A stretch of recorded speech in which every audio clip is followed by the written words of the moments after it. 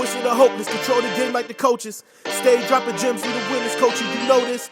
Never coasting, always elevating, staying focused. When it's all said and done, we the winners, coaching. Yeah. We winners, coaching. Welcome back to another episode of The Winner's Culture, where we strive to highlight the journey to success instead of the glory that you often see. I got my co-host with me as always. To my right.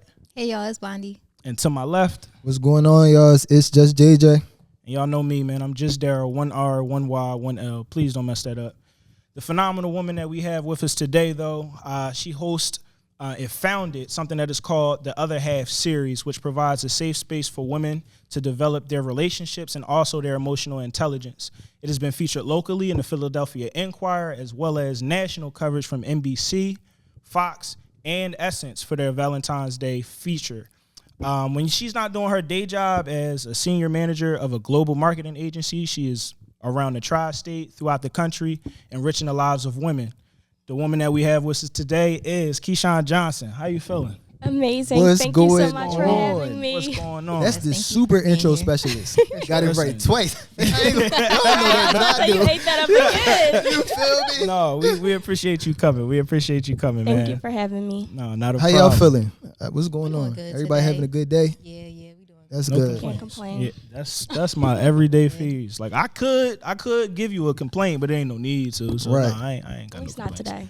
Big facts. Big facts. And for those who don't know, this is our first interview back home, and we just had a little traveling tour. So we back home, and so it's really a pleasure to have you. We trying something different with the lights today. It's going to be a whole new Looks first time with the amazing. TVs in the back. Yeah, you see what I'm it's saying? a So it was vibe. only right. Once I seen you was featured in amazing. Essence, we had to get it right. we had to get it right. You feel me? No, but with that, we gonna jump right into it. So you said when you founded the Other Half series, could you walk us through a little bit of what that was like to start, the foundations, the origin story behind it? Yes, so I launched the Other Half in 2017. It actually started off as 100 Other Halves because I pretty much put out this call of action saying I want to interview 100 women about their relationships with their dads. And essentially, I was in college. I've always been very successful, so in elementary school, middle school, high school, honor roll student, had internships, had studied abroad before I even went to college, internships, all this amazing stuff. But simultaneously, I always struggled with my friendships and relationships. So as I started to reach like my junior year and senior year of college, I was essentially starting to realize that a lot of the women that I grew up with, we all grew up the same, single parent household, multiple siblings, and essentially at a certain point you just started to have to figure life out on your own. And so what we did was essentially mask a lot of the trauma and childhood experiences that we had. And so we're experiencing this great success, but all of our relationships and friendships are struggling. And so I was in therapy. I've always been a journaler, so I would journal about it. But it got to a point where I was like, okay, I actually want to hear other women's experiences. I want to hear two types of women's experiences. Women who had the exact same life experiences as me, and then women who grew up totally different from me. Because that's one thing. When you get to college, I don't know about other people, but when you get to college, you start meeting all types of people. Like, I remember moving day is like me and my mom trucking it to moving day, moving everything into the dorms together. Then we look to the right of us and left of us. Everybody has dads, grandma, grandpa, all these people that showed up. And that was just not my experience. And so when I did that call of action, I was really nervous. I was like, I only know like maybe 20 people. There was no like foundation. There was no rhyme or reason. I hadn't had like a platform like that before. I just put out the video. I literally recorded it in my makeup artist's studio on her iPhone, and then she downloaded it to me, and I just posted it. And within 4 months, I interviewed 100 women. And it was amazing. It was a great, collection of women who had their fathers in their life, who didn't, and then also ones who, you know, were kind of on the fence where they were kind of working things out with their father. So that's where it started, and it pretty much has just grown from there 6 years later. Wow, that's phenomenal. Thank you. So with like some of the common themes that you already kind of touched on, were there any other common themes that stood out to you, or any themes that stood out, I would say, the most to you during that journey? Yeah, so one thing I was really intentional about was always asking at the end of my interviews, what positive thing did you gain from your relationship with your father? Because I felt like there was this huge stigma around fatherless daughters, is what people used to call them, which I hated that label because it's like we didn't ask to not have our fathers. So you would meet guys who would say, oh, I don't want to date a girl if she doesn't have a good relationship with her father, or the worst, they would say, oh, you have daddy issues. So I wanted to defeat that stigma by asking them, what did you gain positively from your relationship with your father? Because absence is a relationship. And I found that most of those women, bachelor's degrees, master's degrees, business owners, very successful, very ambitious, very independent, because like I said earlier, at a certain point you realize no one is coming to save you. You have to figure out, you have to get your own resources. You have to go out there and create your own dreams because you don't have that cushion of having a 2-parent household where 2 forms of income is coming in, 2 sides of the family, 2 different aspects of resources. And so I found that they were all really ambitious, very independent, very confident. I found that in comparison sometimes to some of the girls who did have their fathers in their lives, again, a lot of us had to grow up really young. And so you start to build that confidence very early on. You become very sure of yourself. So those were some of those similarities. The other ones I would say was obviously abandonment and rejection, feeling very easily triggered when you are rejected or you are abandoned, because it's essentially that is what your father did if he's no longer in your life, even if it wasn't his choice, like if he had passed or things of that nature. I also found that the ones who did have fathers, they actually had been single for a really long time because they couldn't find anyone that kind of lived up to their father's expectations. So I thought that was really funny. I met with maybe 5 or 6 of them that at the time had been single for like 2 or 3 years, and they were just like, no one's my dad. So I thought that was really cool. So it was, and I also found that in the men as well. I interviewed 50 men the following summer after I interviewed the women, and a lot of them had the same thing. What was interesting though about the women versus the men, I found that the women, I had to pull it out of them. Like, how did your relationship with your dad make you feel? How did it impact your relationship with other men? How did it impact your professional career? Things like that. I mean, like the interviews would take like an hour to an hour and a half. Whereas though the men, the interviews were literally 20 minutes. And people thought that the interviews were so quick because they thought that, oh, the men just get in there and they're like, yes, no. It's like, no. I'm like, oh, tell me about your relationship with your dad. Bang. He left when I was 3. I had to become the man of the house, blah, blah, blah, blah. Okay, how did it impact you romantically? Oh, if I do become a father, like I have a lot of resentment and anger towards my dad. Here's how it showed up. Here's how it impacted my relationship. I mean, bang, bang, bang, bang, bang, bang, bang. And then in 20 minutes, I'm like, okay, well, thank you for your time. But I did feel that the men had a lot more of anger and resentment built up towards their father. Whereas though the women, it just felt like, well, what am I going to do about it? And then you kind of just move on and focus on success. That makes a lot of sense. What do you feel like causes introspection, or what do you feel like is the difference between the women and the men, that the men were so introspective already without being prompted, whereas the women hadn't thought that deeply about the effects that not having their father around or whatever their relationship with their father was had on them? I would say that I think that for the women, it's more of an emotional cut deep. Like your dad is like your first introduction to a man. Your dad is like your first boyfriend, so to speak. This is a very like emotional relationships. We see all the time now on social media. It's very funny because at a certain age, it could be 6 months to a year, the little babies with their dads are looking at the moms like, absolutely not. Like, stay away from him. This is mine.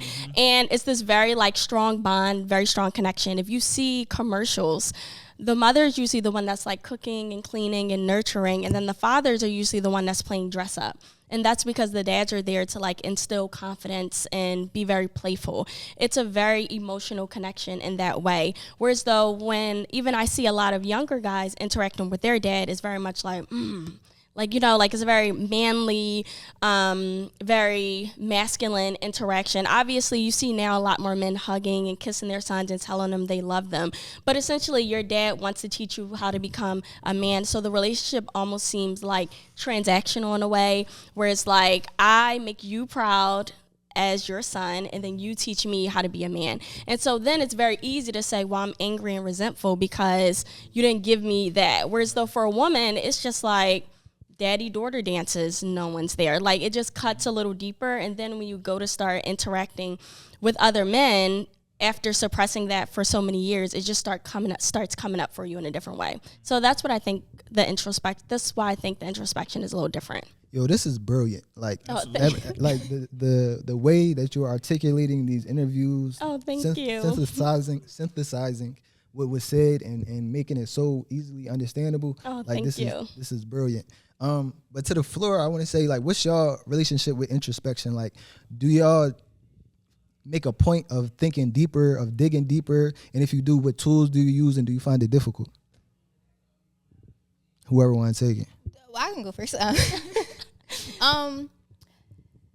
I do practice introspection. I'm guilty of being an overthinker. So, and I also grew up without my father, but with, my uncles and my aunts and just like family members like that. And they were, I guess, pretty introspective too, now that I think about it, because they were always kind of like grooming me to prepare to heal, because my father was not there. And, that also was their family member. So it's like, this and this is present, so X, Y, and Z are possible outcomes. So here is what you do to prepare. Mm-hmm. So with that, I didn't have a choice but to be introspective, because as a child and, through my teen years, when, like, those crucial years when you're interacting with men and women, I was just being fed so much information. I had to go inside and just like, and with that, it caused me to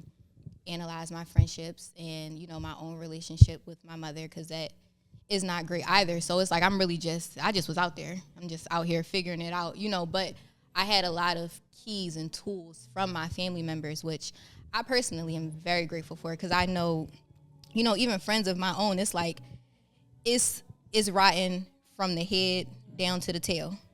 And that's not my experience, thank God. But now I can't help it. I can't help but be introspective. I'm like always kind of analyzing and thinking about something, or, taking some food for thought and just like ruminating on it for days or weeks or months even. So it's like, there's pros and cons to it, because sometimes I can know exactly how I feel, what I want to say, and what it is. But then other times I'll take years to pick a feeling, because I'm trying to assess all of the different aspects, like, because like, what was their childhood like? What is their father like? What is their, like, I'm trying to not judge, but also like not be used. Yeah. Yeah. I think introspection can be difficult depending on the circumstance. I think if you're someone who may have been presented with issues or situations that may not be the most challenging or the most arduous task to actually reflect, then it's not a difficult task. But when you're dealing with sometimes heavy stuff, it's difficult to take a look at you. For me, at least, that was my thing. So I would say I'm introspective now, but I wasn't always that way. I'm introspective now because of who I want to be and the example I want to set. And I think keeping that in mind is what allows me to think on, could I have moved better in this situation? Could I have shown this person more love? Could I have been a little bit more patient? How did I feel about this situation that happened? And did I emote or did I think? Like, those types of things is where I'm at now. And that's only because of who I want to be and the example that I want to set. But it's harder, I think, to be introspective more than point the finger or blame somebody else or a scenario. It takes more maturity, and I also think more honesty and transparency with yourself to look and say, maybe there's something going on inside. And I don't always think that that's easy. But to answer the second part of your question, the tools, for me, my primary is the Bible. Because if I'm looking at that, I'm always out of line to some capacity. Okay. You feel me? How the Bible make you feel like a heathen every day. Always falling short. And the Bible even say that. But that is my main tool for keeping myself honest and keeping myself upright or striving to be upright. Kyshon, what about you? What's your relationship with introspection, and are there tools that you use to get into it? Yeah, I feel like I was born introspective. Like, that's always been who I am. I started journaling when I was like 6 or 7. I just found a journal from when I was like in middle school. I'm like, girl, shut up. Like the world was always really ending for me. Yes. You was really getting to it. Yes, the world was always ending for me. And so I feel like, I mean, I'm a Scorpio. And so I just always, from a young age, had just so many emotions and feelings. And I didn't know who to talk to about it. And so I just journaled. So that's always been my favorite tool. But now that I've gotten older, sometimes I don't feel like journaling. So another thing that I do, I sometimes write in the notes app, of course, but something I started to do over the past few years, I do voice notes as well, because sometimes I just want to get it out. And then, so I always tell people, if you're not a journaler, grab the voice notes on your phone and just start talking. And I promise you'll start to just unpack so many things. Also, record a video of yourself. On a MacBook, I used to click the photo booth and record a video of myself. And now I look back, and again, it's the same feeling. I'm like, oh my gosh, girl, the world was always ending for you. Record a video of you doing what? Just talking. Just like venting. Yeah, just venting. I would do that too. Yeah, it was like a little FaceTime call, but with yourself. Yeah. Like and the great thing, similar to what you mentioned about being an overthinker, sometimes as an overthinker, you can minimize your own feelings. Like, sometimes I would have experiences with people and I'm like, well, maybe they didn't mean it this way, or maybe they grew up a certain way. You start to like almost minimize your experience in the situation because you're thinking about the logical aspect of it. And I'm very logical, so I had to start telling myself that I can't abandon my own experience just because something else makes sense. So that's why I just love introspection. I think you're doing a huge disservice to yourself if you don't take the time to self-reflect. Okay. I can dig that. I was just going to add to the photo booth thing. I forgot to list my tools. I wouldn't speak, or like, I did journal a little bit, but super corny. I would do the photo MacBook, and I would just sing songs because I was like, super shy. Didn't want to be in front of anybody. Never liked to sing in front of anybody. Like, the boy from Sister Act. Yeah. And then Sister Mary Clarence pop her head around. Pushing him up there you to couldn't sing. tell me I wasn't him when he hit that high note, and I would just be in my room singing, minding my business. But that was it. That was my little 2 cents. I love that. So you got the women, you spoke to the women, you also spoke to some men, you got into the introspection and things. Were there any times where it was hard for you to, get the interviews, or people wasn't seeing the vision, so it was slow, or did people always gravitate to what you were doing and always support your grind and your hustle towards what you were trying to do? Yeah, I think from day one, I've always gotten so much support. I remember when I first put the video out, I think my first week, I interviewed 20 women just in that first week. I was like, where were they coming from? I posted it on Instagram. These women were coming And from they just were all DMing. over. Yes, everyone was like Wow, I DMing like me. And then there was like, you could go on the website there as well. And then once people started to see that other people were doing it, then they all hopped on it. So I like to think that if I wasn't a full-time student, I probably could have interviewed 100 women in like 2 months. 4 months is a very short time to interview 100 people. We know. Sure. And I was, and I was like a full-time student at the time, and I had an internship at Comcast. And so I was like in between class, in between internship, interviewing people. And then when I interviewed the men the following summer, when I came back from studying abroad, I interviewed 50 men in 2 months. So everyone was always on it. While I interviewed the women, so many men were DMing me like, what about us? What about us? What about us? I'm like, let me include you guys. Which makes sense because it's like, you guys are the current or future fathers. So I would love to hear your perspective. And they just blew me away because they were like ready for it. They were on it. So everyone has always been supportive. Even when I transitioned from interviews and I started to go into, it was less about fatherhood, and I transitioned into all relationships. I made that decision because after a while, people started DMing me about their mom and their grandparents and their friends, and people will always DM me for advice. I like look back on my DMs with some people that I've never met. We've been talking for like 6 years. Just, hey, Kyshon, what do you think about this?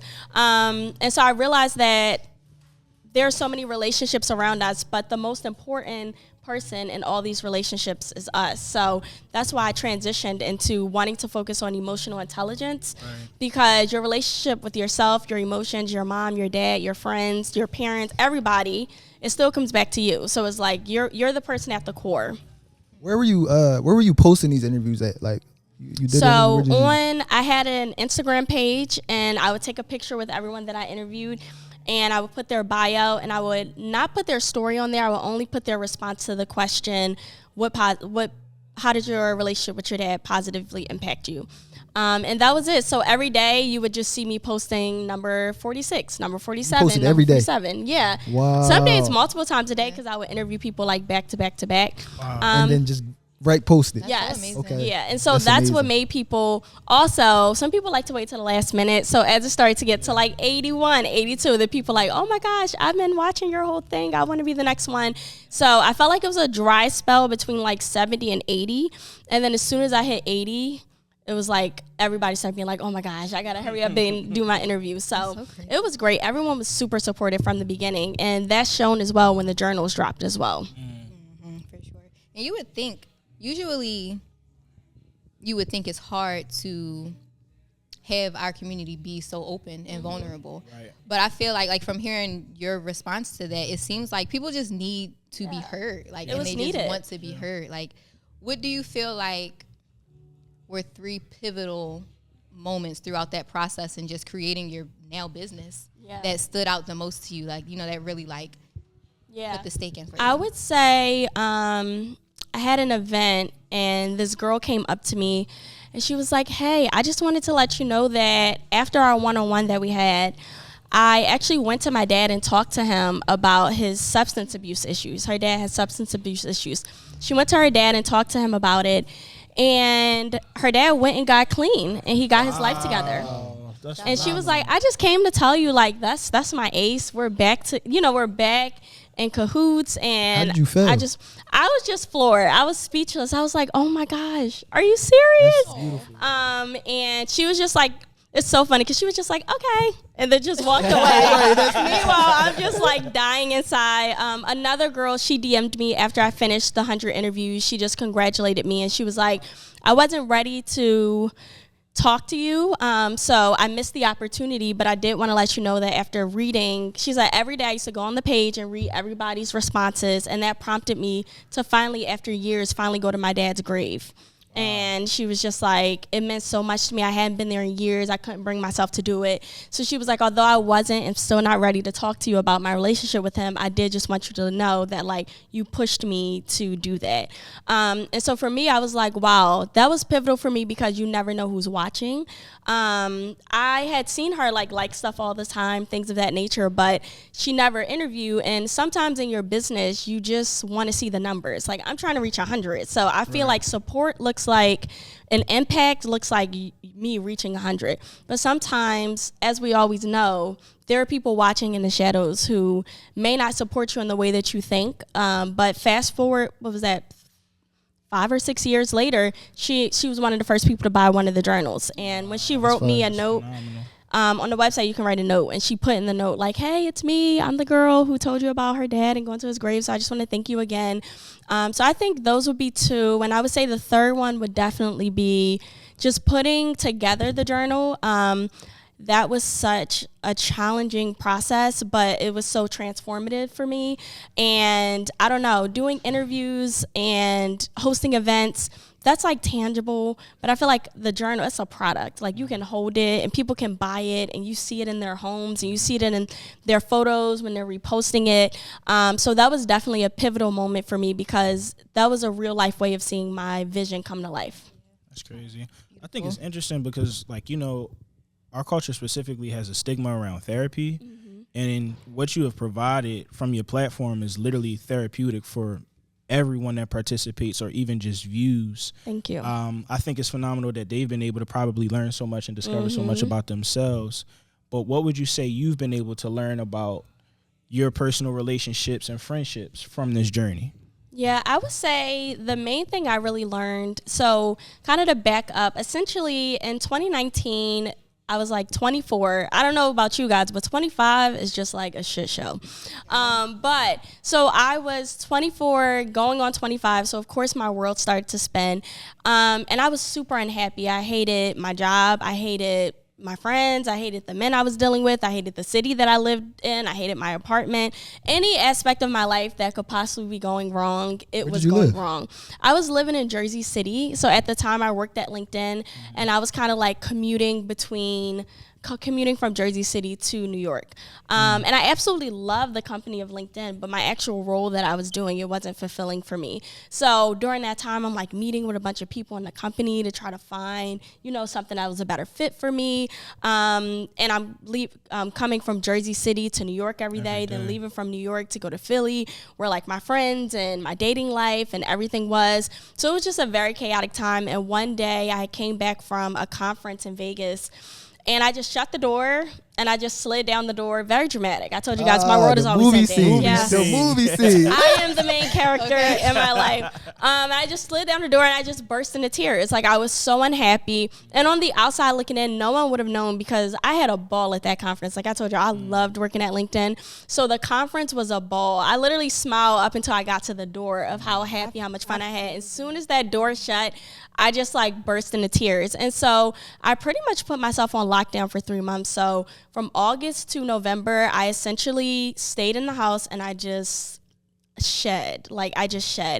My apartment was covered in huge sticky notes everywhere. And essentially, I would just write prompts on each of the sticky notes, and I would ask myself, like, what do you like? What do you want? What do you actually dislike? Because I felt like at that time, I was just around so many very dominant, strong people, so many different opinions. And I just didn't even know what I actually liked. I didn't even actually know like what I actually wanted. At that point in my life, I had just done what I was supposed to do.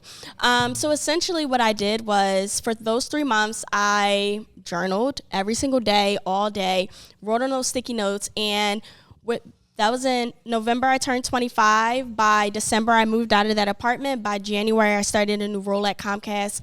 By February, I didn't have most of those friends anymore. And by March, I met the love of my life. So my life literally transformed after that period. So what did you like? What the people want to know? What happened in that time that was so transformative? I just learned you feel what I'm saying? 3 things, which pretty much set up the foundation of the journal.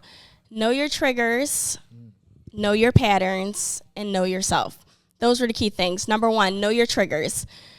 The majority of the time when you're arguing and fighting with people or you're unhappy, you were most likely triggered, 1. And 2, you're not even arguing with them about what you think you're arguing about. You're arguing about the underlying issue. So understanding your triggers were super important. So for example, I'm like a middle child. I was always very different from people in my family. So very naturally, I can feel left out very easily. So it's one of the reasons why when I talk, I always look at everyone, because I like for everyone to feel included. If we were having this conversation and Shay wasn't like involved, I would probably be like, Shay, what do you think? Like, that's just naturally, I mean, I've been at the shop a few times, I'm going to include everybody. Sure. So it's a natural thing that I do. But what I didn't know, that it was also a trigger. So if I felt rejected, or if I felt like someone was leaving me out, like a friend, I would just melt. I would turn into a 5-year-old little girl again. And that's how I would handle the situation. That's how I would react. I handled my relationships and my friendships that exact same way.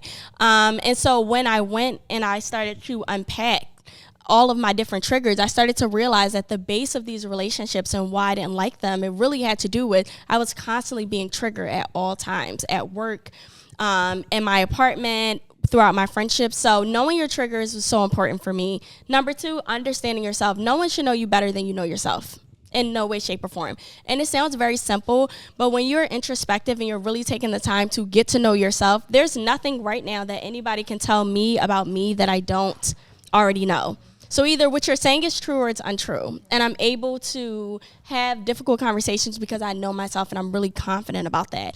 But the greatest thing about knowing yourself is that you're able to articulate that to other people. So I'm able to tell people exactly how they hurt my feelings, exactly how I may have hurt their feelings. And I'm able to speak and communicate in a way that doesn't say it's your fault, because I know why I'm feeling this way. So if a friend did make me feel left out, I'm not like, oh, she likes her other friends better than me. It's like, she may not have even meant to make you feel left out, but you do feel it. So now when I go to my friend, I'm not going to be like, what's up? Like, I'm not going to dislike her other best friend because I feel left out. It's like so many times you're in these situations and you're reacting in a way that it's just not true to what the big thing is, not even what you think it is. So that was definitely knowing and understanding yourself. That strengthened my relationships. And then lastly, knowing your patterns. One of the biggest exercises that I did, which is a lot of people's favorite to avoid in the journal, is I put up a sticky note about the last 3 guys that I had dated. I described them physically, emotionally, relationally, and then I also just described where I was when I met them. And I started to realize that when I got to certain low points in my life, I always met the same type of guys. So then, before you know it, I'm dating the same type of guys, and now I'm like, oh, men suck and things like that. But it's like, no, when you're in your prime and you feeling good, all I want is my girls and my money. I don't care. When I'm at a lower point, suddenly I just need this certain type of attention, and so I'm attracting these certain type of guys. That was a realization for me that these guys may not suck, but they probably want you because of the space that you're in, and you probably want them because of the space that they're in. And so that transactional exchange already there is going to be toxic and unhealthy. So essentially, just knowing my patterns allowed me to, one, break those patterns, and then be honest with myself about, yes, men can suck, but in this situation, it's you, girl. So I would say those are my 3. Know yourself, know your triggers, and know your patterns. Those were the 3 that really transformed my life, and that's pretty much the base of the journal. I can't lie. Like, did you get in the mirror and practice this for you, King? No, I swear, this is just how I talk. This is just off the top like this? Yeah. Because you was killing this. You see what I'm saying? You. Like, you feel what I'm saying? I don't even gotta say too much. You see, y'all gonna see it. y'all gonna see it. You feel me? That was great. Thank you. What's going on, y'all? It's the Winners Culture, and this episode is brought to you by M. Gotti Beauty. Get with her for all your holistic needs. Use the promo code CULTURE for 15% off on your next purchase. Hey, I didn't mean Thanks, guys. interrupt the flow like that. No, that was it. Oh, man. Out of all of the things that you had so far, and you already touched on some, but what would you say was the most eye-opening part of the journey? I would say the most eye-opening part, like I kind of mentioned before, is that like nobody else was the problem, it was me. I feel like that largely because I mentioned earlier that I studied abroad when I was in high school, and I was always studying abroad, living in new cities, all this stuff. And at about the 6-month mark to a year, I was always unhappy. I wasn't fulfilled. And so I started to realize the only person that is consistent in all these places and all these experiences is you. And I think that was the biggest eye-opening part, that it was like, I couldn't play the victim because you kind of mentioned a mirror earlier, but like you're staring back at yourself. And I also found that in like my friendships, like the people that I was dating, I would say to them, oh, you're doing X, Y, and Z. And then they're like, you do that too. And it's like, I do that what too. What do women right? do in that situation? It's 2 Cry. women up here. Like, in this situation, Cry. Start crying. that's just what it is. You gotta Like, cry. when somebody turn the mirror on you, front camera, Cry harder. I feel like I don't mind. I feel like I don't mind if the person acknowledges that they do it too. Like if I say you do this to me and they say, but you do this to me, I don't like that because if because somebody we wasn't talking about me. we're not talking about me. My thing is, or if you acknowledge, I do that, and then you also do it, now we're having a conversation. But once it becomes a pointing contest, you can't do a pointing. I'm always win it because it's like, let's get back to the root. Like that's always me. Let's get back to the root. But I feel like, again, if I'm going to be super honest with myself, then I'm also going to hold other people accountable to be honest as well. Like we can have tough conversations, but you have to know yourself too. Like nothing is more frustrating than talking to somebody that's playing the victim. You find yourself having a lot of tough conversations because of how introspective you are? Not necessarily, but you know what? They might not seem tough to me, but they're probably tough to other people. Like I can have, like I remember one day, it was like 2 months ago, I had like 4 tough conversations in a row. Like it was like I left, this person left. I remember I was like out with 2 people and one went to the bathroom. So me and this person was having a tough conversation, and then that person came back, that one left, the other one, and I'm just knocking them out. I'm just banging them out. And I just went home and slept like a baby. And then so it's really comfortable for me, but I do have to be I more. took my cape off. Yeah, I'm Shut like, off the light and just. A great day. exactly. I'm like, this was amazing. I'm like, I really got They went through down to home everybody. and slid down the wall. Exactly. So I do think that it is very comfortable to me. But I had to start being a little more mindful about, like, girl, like, even when I go to the shop, sometimes I'm bringing up a topic and then boom, we're all talking about that topic. Girl, and it could go Yes, for hours. And you spend hours in the salon. Exactly. And honestly, even after you leave, the conversation keeps still going. continues, and it even comes back up at future appointments. Because let's say we meet somebody that is also introspective or into the same things that we are, and like, you know, a piece of the conversation, it'll be like, oh yeah, Kyshon was in the shop last week and we were talking about this, this, and this, and now boom, it's rolling again, and it just keeps going and going. So I've been working on being a little more lighthearted, because it's just like, girl, everything is not a deep conversation. You got to chill. But I'm a Scorpio, so it's like, I don't really know how to chill. I feel like, I don't know. We're going to get to the zodiac sign later. I ain't gonna lie, we still got to talk about this. But okay, so when did you realize that people needed what you were doing with the interviews, the other half series? When did you realize people really needed this? I feel like once I realized that I needed it, I just naturally was like, I think everybody needs this. Oh, that's a mindset right there. But I just also felt like I never went to people to say like, oh, can I talk to you? Like, that's why I did the call to action, because it's like I wanted them to come to me. And then as people started to come to me, I just felt like, I'm like, I knew it. I knew we all needed this. So I feel like that. And then also sometimes when people are just talking to me about, always when they're talking to me about their relationships or friendships, I just can't help to be like, let me talk to you about introspection, because it's like burning inside of me to tell them that this version of the story that they are telling me, like, it's just not true. So I feel like it's always needed. I would agree. I would just like to be a fly on the wall, because sometimes when you let somebody and they come into you and they venting about something, and you ask them, well, what was your role in this and what part did you play? It's almost like, who are you talking to? Who are you? Because it's like, I feel like they feel like, why do you need to know that? Just listen. But it's like, no, I need to know. A picture, like, and it paints the whole picture, so you could actually see what's really going on. Exactly. And most people, I think, sometimes want to avoid that or just be comforted in that moment. But you ever heard somebody tell a story and you listening to the story and you're just like, something don't sound right. Especially when you know the person. Exactly. Oh, when you know the person. Something don't like, sound right. I know how you would have responded if what you said was truly said. Exactly. So what did you really say back to this person?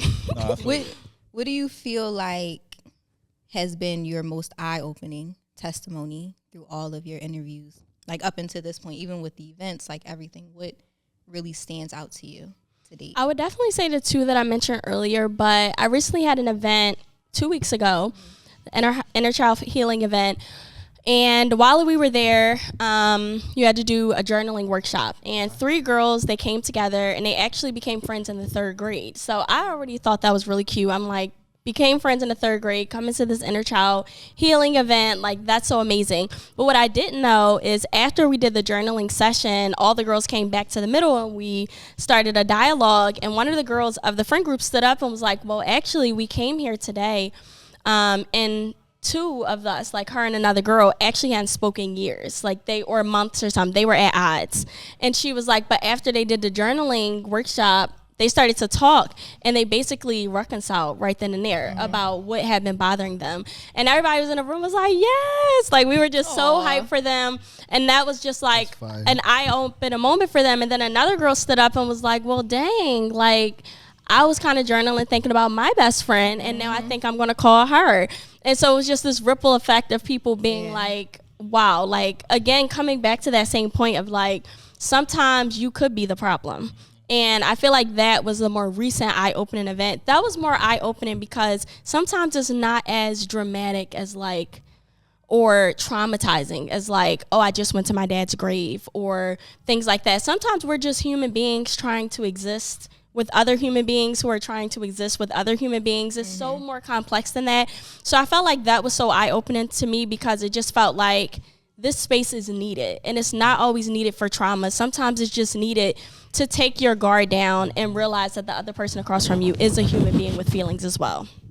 That's crazy. I'm trying to imagine like the peace that was in the room. Like, I think I'm gonna call my best friend, and everybody like, call her, girl, call her. Yes. Friend breakups, especially with women. Yeah. Even young girls, like it's like it goes from catty to a deep wound. Yes. To bitter. Yeah. To like it's a running joke now that I see on social media, but you'll forgive your man 1,000 times. Mm-hmm. These hoes, done. These hoes is done. Done. They done. One ick, done. And it's sad because your relationship with women are important. Yes. Because you are a woman. I'm a woman. You're like, it's important. And your willingness to cut off another woman, a friend, regardless of the incident, whether you're the problem, they're the problem, it goes to show your relationship with your mom. Yes. With your teachers, with your coworkers. That's with where it your, comes from. just people you meet in passing. It really starts to like, it either lays out the script for some people. Yep. And it really lets you know like where they are, how bad it is, or for yourself, it lets you know where you are, how bad it is if you do the work and you go inside. But it's sad that women don't see how easy it is to repair something like through talking and just I won't even understanding women, yourself. though. That's Just true. us too. But I'm telling you, the girls But get no, I get what you're crazy. saying. The women get crazy. You could tell But a lot about a woman based on her relationship with her mom. Like we talk a lot about fatherhood, but motherhood, it impacts your relationship with other women. It also impacts your view on motherhood. For sure. I can guarantee you can meet a grandmother, great grandmother, mother, and daughter, and I guarantee you it's a very clear lineage to their relationships with each other. It's almost like this genetic thing that ends up being passed down. So I'm always open to learning about people's relationships with their moms because it tells you so much about their relationships with other women as well.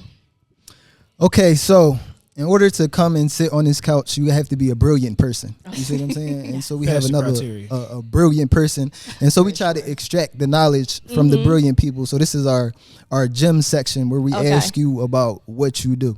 So can you give us step by step from like conception to like the finished product, the process of creating your journal? Yes. Ooh. So I told you guys about 2019. So once I moved back to Philly, I started to take all of those questions that I'd asked myself on those big sticky notes and I put them essentially in a spreadsheet. And I knew I wanted to create a journal because I wanted other women to go through the same process. And so the first thing I did was identify the designer. I always had a vision for how I wanted to journal to look, and this woman named Fatu, I'd always wanted to work with her. So I reached out to her, told her about the idea that I had. How did you find her? Instagram. Yes. I follow her on social media for years, and I never had any work that we needed to do together. So when I had the journal, I'm like, oh, yeah. So I hit her up, and initially she said that she didn't have the bandwidth to do it. So I'm like, oh, that's no problem. I'll just follow up in 6 months. That's not the answer I was expecting, but I like it. Yeah, I just followed up. And so within those 6 months, while I waited for her to have the bandwidth, I started a journal club. So every week I would put an email, a newsletter, and at the end of the newsletter, it had a prompt, and it was a different topic for every week. And essentially it went out to about 300 women. And then a few of those women would then come to the Zoom journal club that I was hosting. And that started to help me understand which topics was the most interesting to people for the journals. So that 6-month period of kind of waiting for her to be available was actually much needed. Because, for example, I was not going to put friendship in the journal. To your point, I just felt like my friendship breakups were so hard for me that I never wanted to talk about them.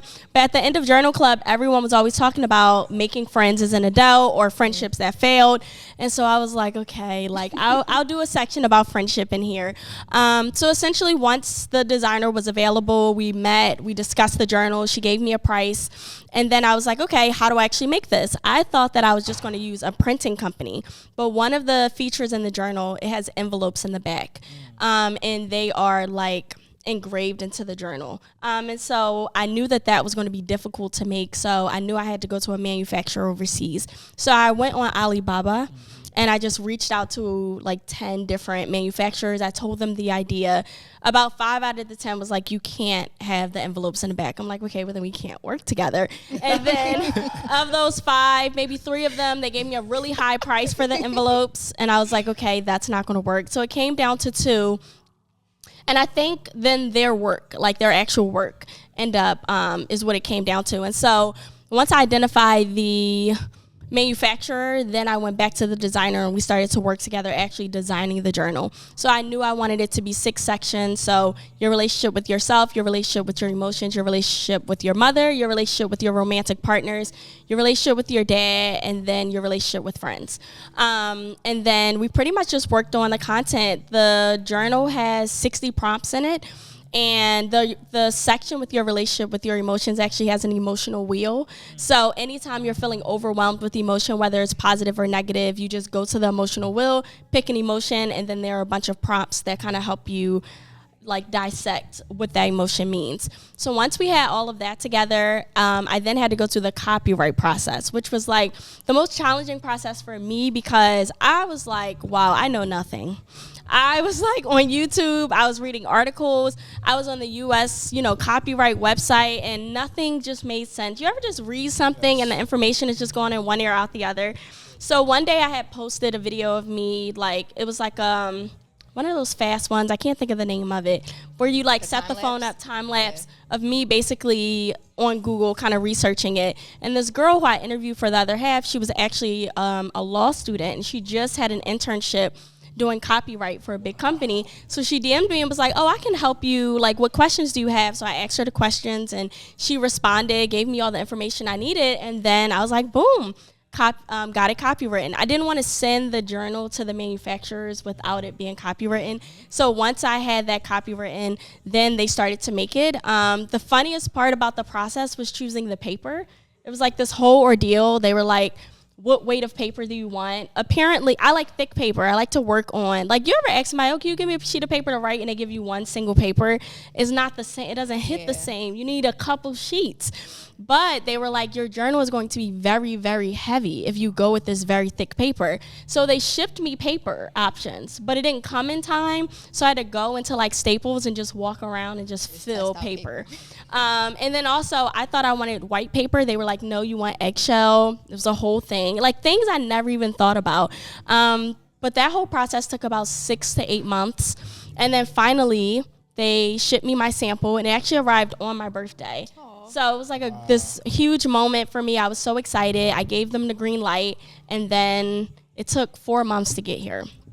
It went by sea. Actually, let me tell y'all the funniest thing. So they ship it, I want to say September, and it was supposed to get here by November. But by November, it hadn't come, and now you got Thanksgiving, and then all the like UPS, everybody went on strike. And then there was like these robberies in San Francisco on trains, the trains that actually transport the products from overseas, right? They robbed your journal? No, I thought they did. So I'm on Instagram one night, and people are posting these people robbing these trains. So they would go on the trains, take everything, throw it into a landfill, and then rummage through it to see what they can get.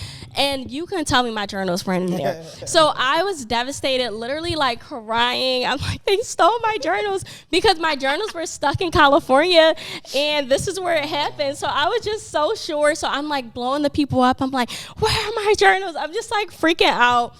My journals were not on there, but they actually ended up coming in January. So that kind of sucked because I missed Black Friday, I missed Christmas time, but it was perfect. It came on my boyfriend's birthday. So we felt like that was symbolic, and I got to launch them on February 2nd, 2022. So I felt like the twos, that was really symbolic. But yeah, that was the full process. While I was waiting, I did like marketing and photo shoots. And I personally think my rollout needs to be in textbooks. I think it was amazing. And what was amazing about it? Since it should be in textbooks. Really creative. I'm very much like more of like a stoic person, or I used to present to be. So like I started out with doing a video. I went to New York. I got a hotel room that was like floor to ceiling windows, very dim light, and I shot the journal there. So it was like me having a girls' night in. Everything was branded, and it just looked so bomb. So that was really received well. Then after that, I actually had an image of me looking like I was hanging from a claw crane. So you know how like at the arcade, you can do that little thing? Yeah. So it was me. I was the claw crane, and the journal was what you were trying to get at the bottom of it. So I felt like that was really creative. And then the last one, since it's like kind of like self-care and chill, I was like sitting on a coffee cup in a robe with like my head wrapped, and yeah, I just thought it was all really out of the box. The coffee cup one was my favorite. Thank you. So who's coming up with these ideas? Me, and I also worked with a photographer. Tay is STG Photography. She like killed it. So she was amazing. Yeah, she's amazing. Yeah, she's so amazing. Dope. So yeah, that was the full start to finish, and yeah, I sold out the first batch, and now I'm on my second batch. Wow. Go. Thank you. Fire. Thank you. Okay, so we about to wrap this up. Because that was the first. When we asked for details, like normally it's we had that follow up gotta questions extract. written in here. But you literally walked through everything. I gave him the wrap it up signal because there wasn't nothing left. That's what I said. You practice in front of the mirror. I'm crying. You see what I'm saying? But, Which is all great. We Oh, love thank it. you. absolutely. Thank you. Absolutely. I talk too much, y'all. So You don't talk too much. thank you. Very insightful. Listen, You're very insightful. it's all there, Thank and that's you. what we wanted. Listen and extract. Thank you. And that's what happened. Thank you. But before we get out of here, do you have any advice for young women coming up similarly to yourself, or anybody trying to get into, journal publishing or starting their own series? Like, what would you tell the people? Yeah, I would say the key thing, I want to make sure that it's not something that's like follow your dreams. I would say you do have to fall in love with the process because there are some people who are big picture, and then there are some people who like the details. And I think that when you're a big picture person, like when I first thought of The Other Half, I'm like, wow, I'm going to interview celebrities and I'm going to be like the next Oprah.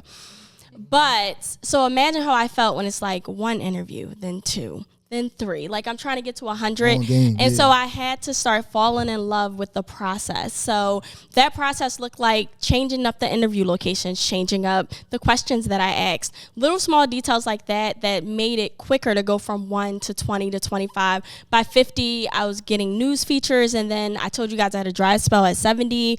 And then once I got to 80, I was able to reach 100 women. But that example, and also how I just explained that full 9-month process of launching the journals, like I had to fall in love with the process of going to Staples and filling up on the paper. Like just walking through, look at you. Okay, I think I can do that. You have to fall in love with every single detail because if I was only focused on launching a journal, that whole process would have been super daunting to me. So I would say just fall in love with the minute details of it all, because then it'll become your brand. Like when people come to my events, they are looking for the details. Like it's an inner child healing event, so naturally you're going to walk in and your baby picture is going to be right there. But that's a brand that I set when I first started The Other Half, because I had to fall in love with those little tiny details because the goal was so much bigger than me. So I would say trust the process, follow the details, have patience, and just fall in love with the full process, because it's going to feel daunting. It's going to be very discouraging. You will be crying because you thought people stole your journals. Those will be real feelings in your own way, but if you just trust the process and keep falling in love with it, and also being honest when things sucked. Like the whole 4 months that I was waiting for my journals, I just sulked. My friends called me like, oh, what's wrong? I'm like, my journals. Like, we're going to hop right into it. This is why I'm sad. This is how I feel. Because then when it was time to launch and I'm lit and I'm hyped, I lived in that emotion. Like, so just feel every emotion, go through the whole process, because it will be daunting, but it's going to be so much sweeter when you're holding that product or you're launching that podcast or things of that nature.